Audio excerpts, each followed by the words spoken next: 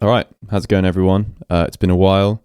Thank you for listening to Kryptonite. It's cool that so many people have enjoyed it and are enjoying the new kind of sound of the electronic digital guitar thing. It was obviously such an honor to have Nick Johnston on it. He's one of my favorite players of all time, and yeah, really added his thing to this. It's kind of a dark track, and Nick's use of harmony kind of works really well in this setting. So he added that kind of harmonic, melodic, minor chromaticism stuff, which really nailed the brief. And unless you haven't already noticed in my voice, I am a bit ill, so sorry about that, but I'm going to do this video anyway because it's fun. And again, I'm going to try and fly through all this stuff, not go into too much detail because there's a lot going on, as you can see.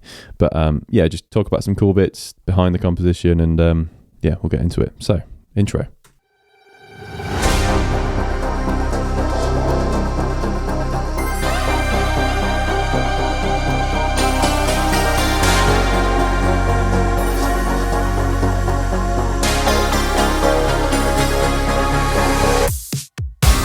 So we start off with this C minor tritone shift, and I think it goes from C minor to G flat, like kind of major 9. And this is made up of a few things. We've got the sub bass, obviously, which if you're listening on a phone, you won't hear that. This lo-fi kind of 8ths, midnight-ish bass.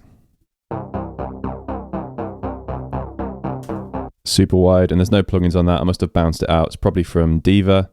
A great synth. It's really good. This resonant kind of filter bass.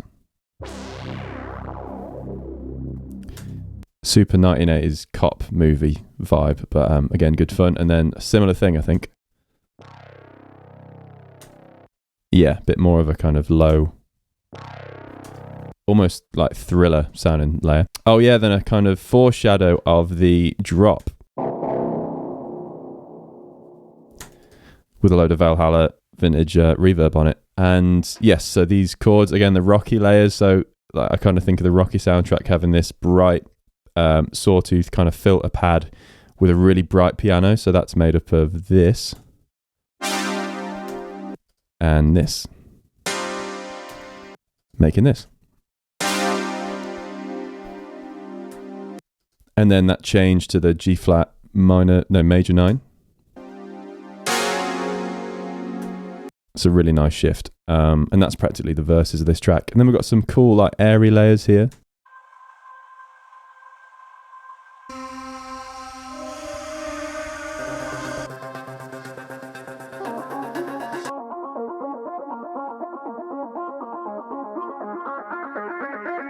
There's loads going on, really. Far too much, to be honest. Overproduced this like everything I do. Then there's some lead layers, which is kind of introducing that verse,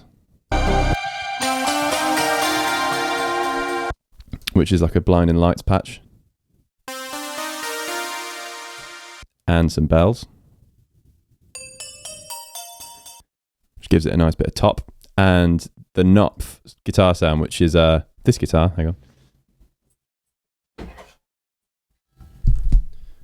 This Chapman ML1 Pro Traditional with some lipsticks in it that I threw in for a really nice, thin, kind of spanky sound. And it works great for that Knopfler thing on position 2. And some, yeah, the retro harp, which is like a Logic synth. The retro synth, just doing that. Then a whammy. So again, same guitar you just saw doing the classic like 80s whammy bar shred metal thing.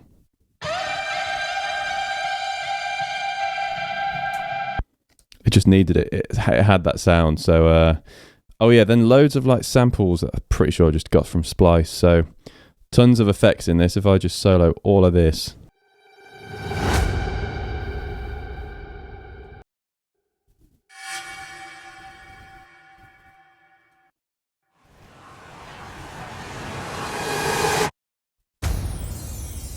Just added so much kind of drama to the track, and I like a bit of Michael Bay in music. I like that kind of 4D-ness to not just having musical layers, but like sound design stuff. So this layer, this what have I called it? Horror stutter. So I think from a contact library there was some like horror trumpets, probably like a Spitfire thing.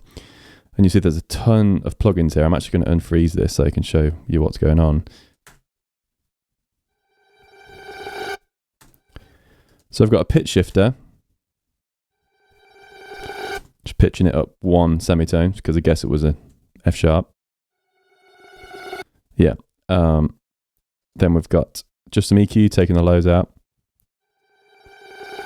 And the real money kind of comes with this tremolo. So what it's doing is increasing in rate. And I do this all the time. Then a bit of devil lock just to compress it a bit. Without.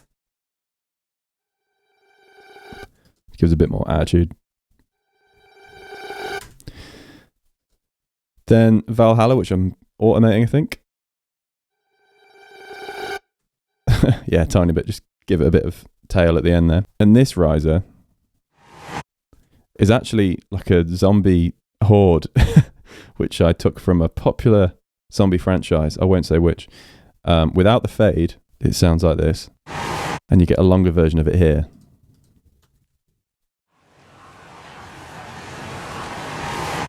It just sounded great and perfect for this kind of dark, moody, scary thing. So that's zombie noises. Then classic little sprinkle, which is the least scary sound ever.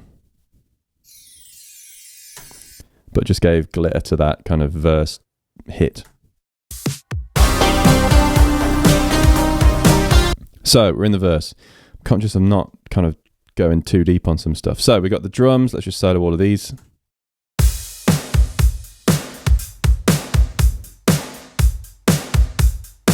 I'll just kind of solo through the layers. So we got a real kit and then some electronic elements as well. So I'll just go through these one by one.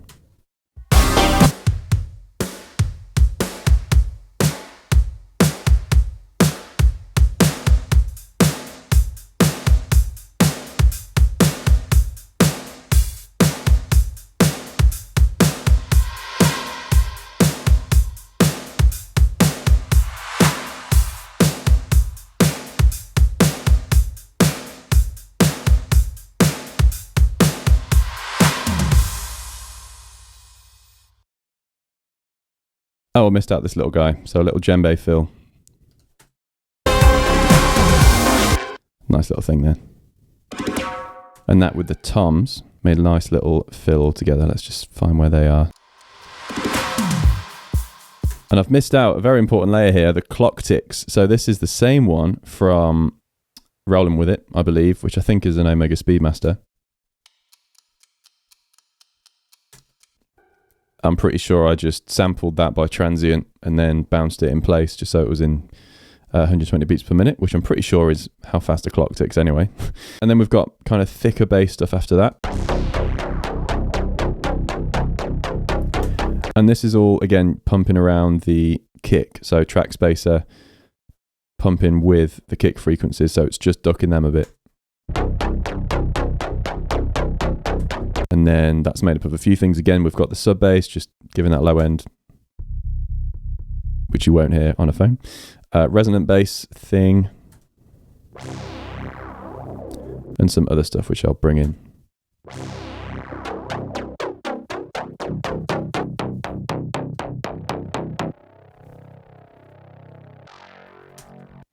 Yeah, some of them just barely noticeable.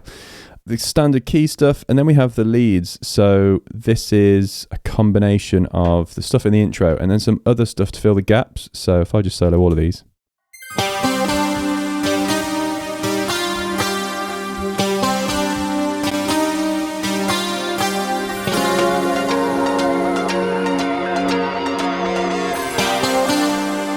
All that filler stuff was fun to play around with. So we start off with a kind of daft filter.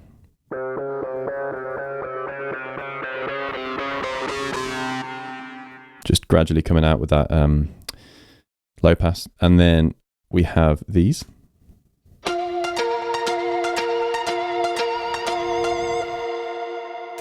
And that's made up of a classic pluck. With that preset, obviously. And then some baritone harmonics.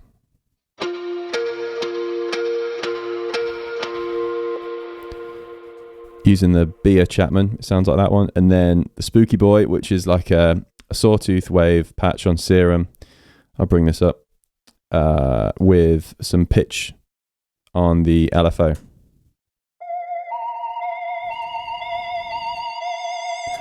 And you'll see that pitch on the fine tune there is oscillating at 7.9 hertz, not 8 hertz, but 7.9 specifically.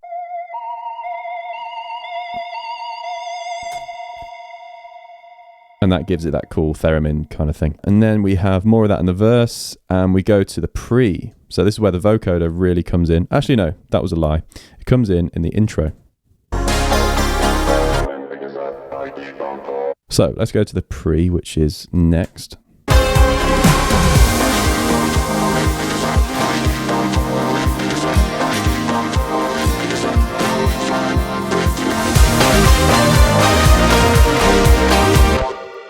So the new integral lead kind of layer is the vocoders. So let's just solo these.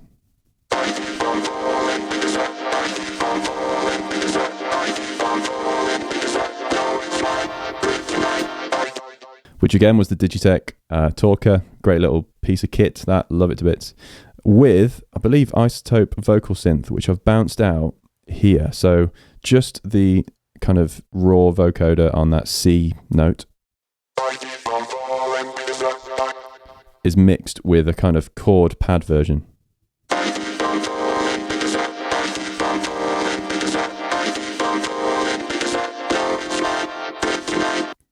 And those would be triggered by the same bit of audio, just so they're nice and on top of each other. In terms of processing, starting with the chord stuff, without any effects on.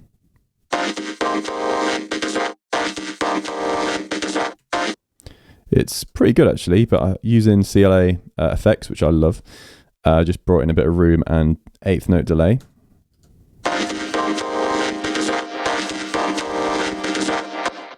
And then on the main vocoder, far too much going on.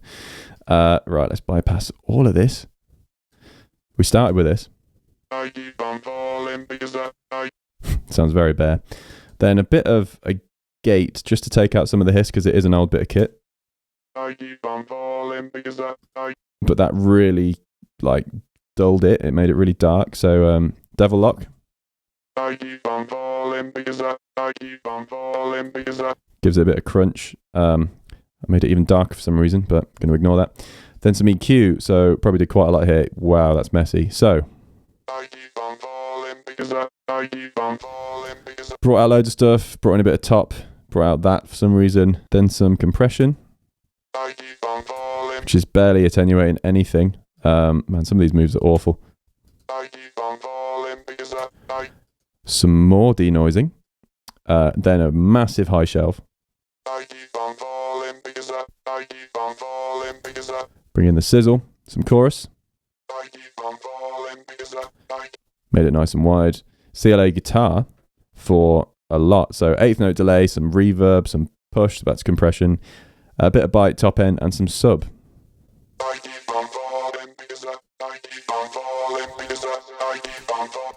And finally, a bit of soothe.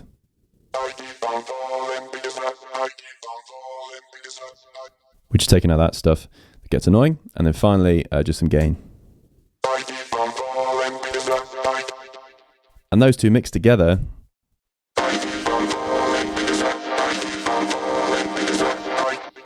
made the vocoder hook. And lyrically, there's not much to it. It's basically about, we all have our vices. And Kryptonite was a nice word to sum that up. Again, at the end of the day, it's kind of music. Doesn't really matter. It's just weird thoughts from people's heads. Anyway, we also have some guitars coming here. I heard those and I've lost them. Where are they? Oh yeah, they're here. So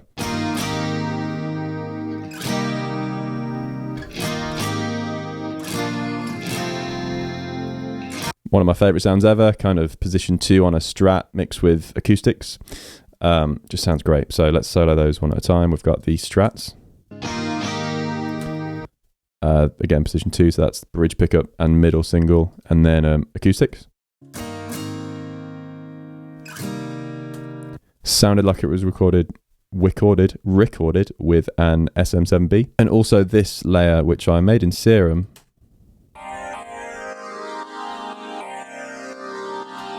which is a really nice sound, kind of Daft Punk pad kind of thing, and then some glass keys. The most Mario water level sound ever, and some more of these atmospheric layers coming in.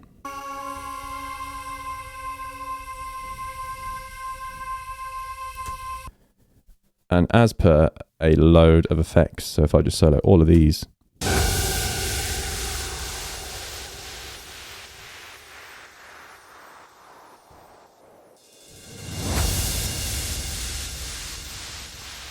and some of the zombie noises. And then we're into the drop. So I call it a drop, the kind of main riff, which sounds like this.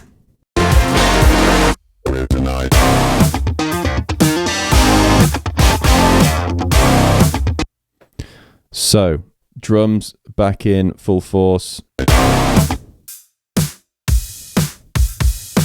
Just doing like quarters on the hats, like loads of space. And there's a crash sample here that I cut up for every hit, so it's the same thing. And this gave it that electronic sampled thing, like the same sound over and over again. In terms of bass, there's quite a lot going on.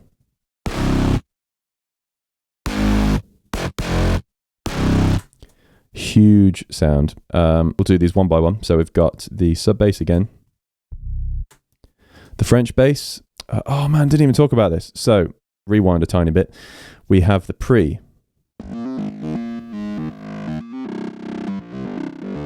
Just doing a super light French disco bass line.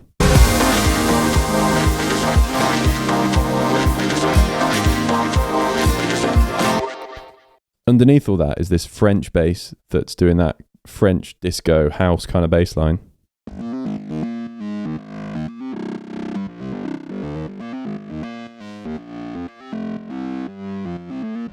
And pulsing around the kick. That with all of the other stuff just gave it that disco feel. I brought that back in for the drop. And it's got that kind of bright top end to it, and that's from the Bit Crusher there. We then have the Nolly bass. Just straight up, down the middle, distorted electric bass. Another serum patch, just like a formant, like a kind of formanty sound. And then this preset, which is kind of like a messy, wide, distorted thing. Another kind of similar layer. Bit more mid-range to it. Throaty mid, which is very mid-rangey. There's so many basses. There are too many basses. There's that one, which is kind of like a hard transient. A lot of brightness. That classic yah bass thing. Then a dirty wub. And all of those together just felt great. Again, there's probably too much going on. I spent a long time making this track, and I think I just got to that place where I was adding and adding and adding, and eventually I just got worried to take stuff away, which is not good. You should kind of like sort your mixes out, but I just wanted to get this out. Listening to it soloed now, though, kind of sounds balanced. So in the second half of the drop, I added some other stuff. I added these kind of under layers on the rhythm kind of subdivision.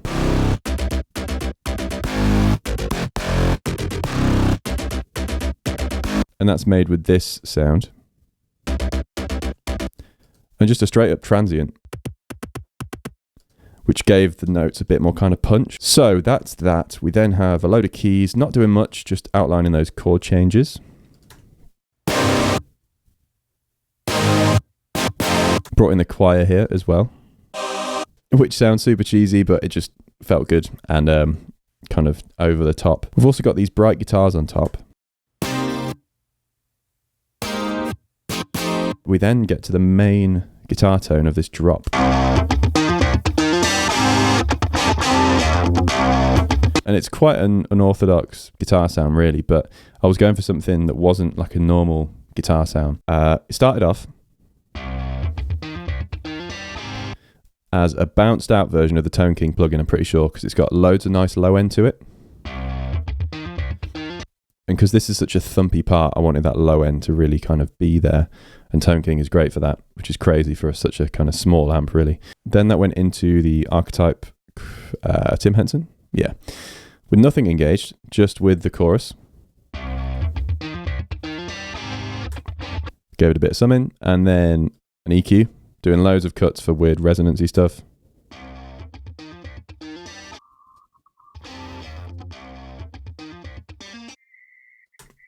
Just stuff like that. Because it was such a naked part when nothing else is going on other than a hi-hat, I needed to really clean it up. Another EQ. Taking out some low end, more cuts. Multi-band compression.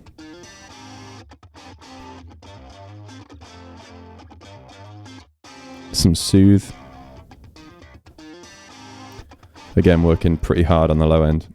Clean up some more top. Compression. Really bringing it forward. And a track spacer to duck it with the kicks.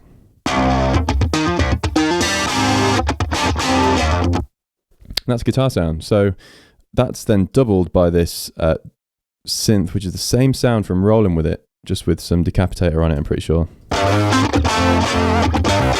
Which is just giving it a bit of distortion. And rounding the top a bit. Then there's also a little pan flute, because I love a pan flute, just emphasizing some harmonics in the guitar part. And that's kind of the drop. In the second half, some other percussion stuff comes in. If I just solo the chords, let's do the basses, percussion and drums. You'll hear it kind of lift with all these other layers.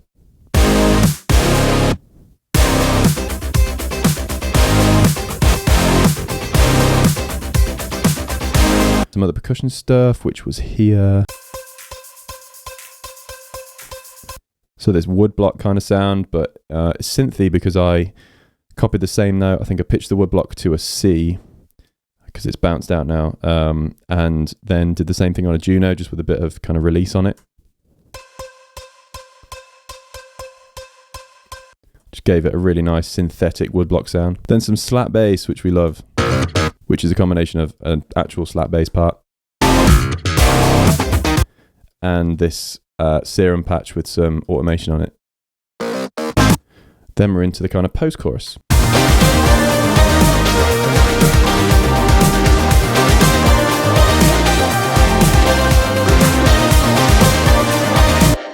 And this is really just like a bigger version of the pre. So now we've got the full drum groove.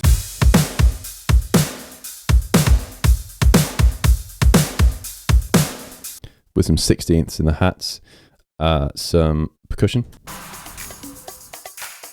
Yeah, more bongos, which just felt great. It's a nice, busy kind of rhythmic section.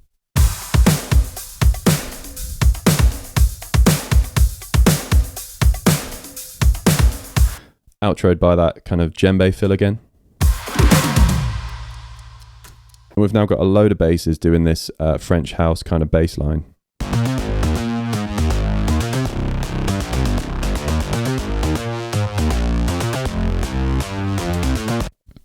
Just kind of dancing around the percussion.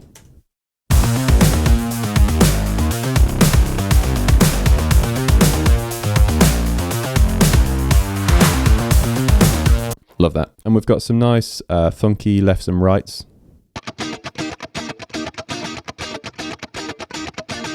Just something rhythmic in the stereo kind of image. Some position 2, left and right. So this will be some chords. Doubled up on the acoustic as well, and all of these layers together with all that kind of rocky piano and synth stuff.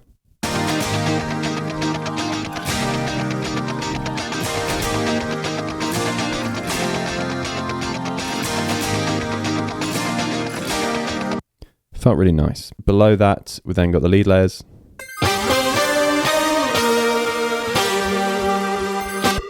So this is very similar to the verse lead layers, just for some coherency. And that was kind of it. Oh yeah, and then on top of all of that, if that wasn't enough, we've then got the vocoder kind of motif as well.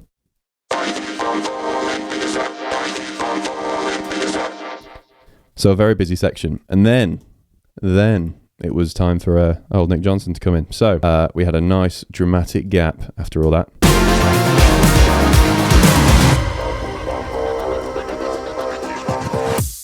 I didn't know what to do here. I tried to sort of fill it with various things. There is the lo-fi vocoder again here. But it needed something else. So I added just the kind of first phrase of Nick's solo. And gave it some reverb, distorted it a bit, and just made it kind of lo-fi to hint at the solo that's about to, happen. And I also added this cool little fill, which may be the first time I've ever used a DJ kind of scratchy desk sound. And then Nick comes in with his solo, which I'll play in context.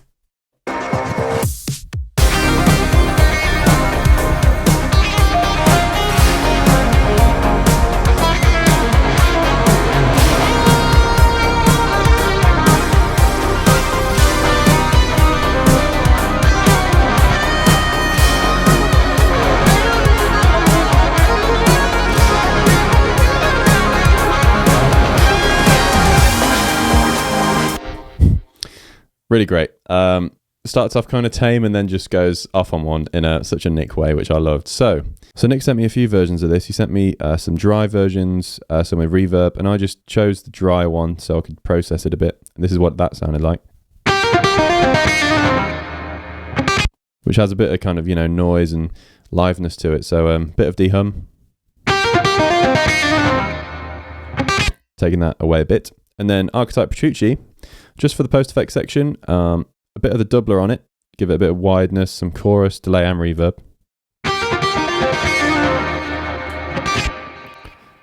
Some EQ, boost the mids a bit, give it some more kind of note definition, cut some of the low mud, and took a bit of 2K out because that was just a bit prominent with, distorted guitars, always the case. Compressed it. Then the Valhalla Vintage Verb, which I believe is automated to come in at the end of his solo.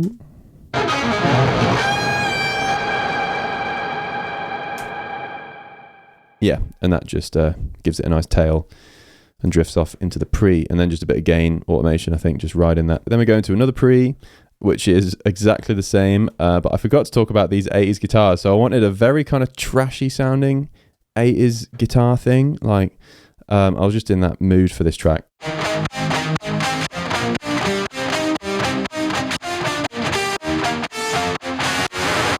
Like super bright and aggressive, but it just added that aesthetically 80s cheese that I was going for.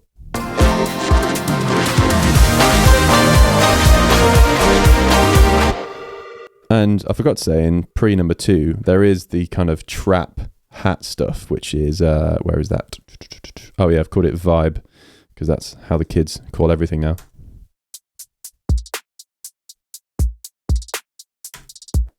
Which is just so not instrumental guitar music, apart from the Polyphia stuff, but it just worked. It needed like a halftime vibe change.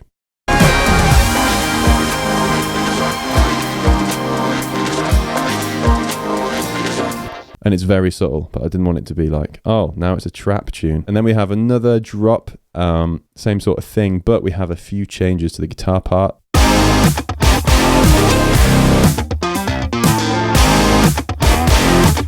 So a nice kind of Dorian sequence there.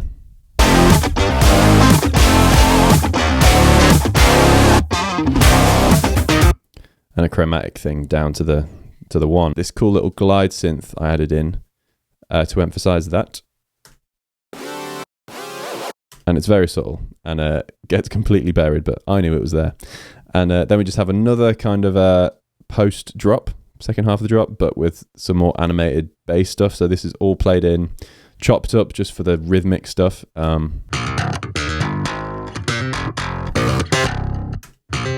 Just punching in between those gaps, adding a bit of fun.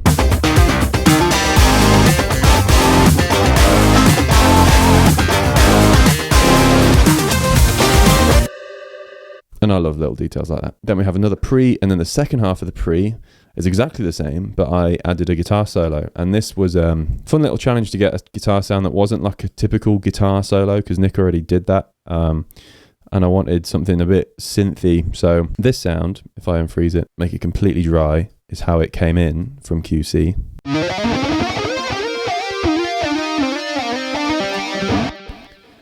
And that's a fun, like, I think I've called it like a talking synth or something, because it's a rolled off tone on your guitar into a phaser and then into distortion and then into like a Soldano amp. So you're not having any of that pick attack coming. It's all the kind of fundamental note that's being phased and then distorted. So has a really cool quality to it. A bit of EQ on that. Just more mids, Archetype, Petrucci again, doing a similar thing to Nick, doubler and the compressor. Some compression. Soothe, dealing with quite a lot of that high mid stuff. Some gains and a adaptive limiter on it.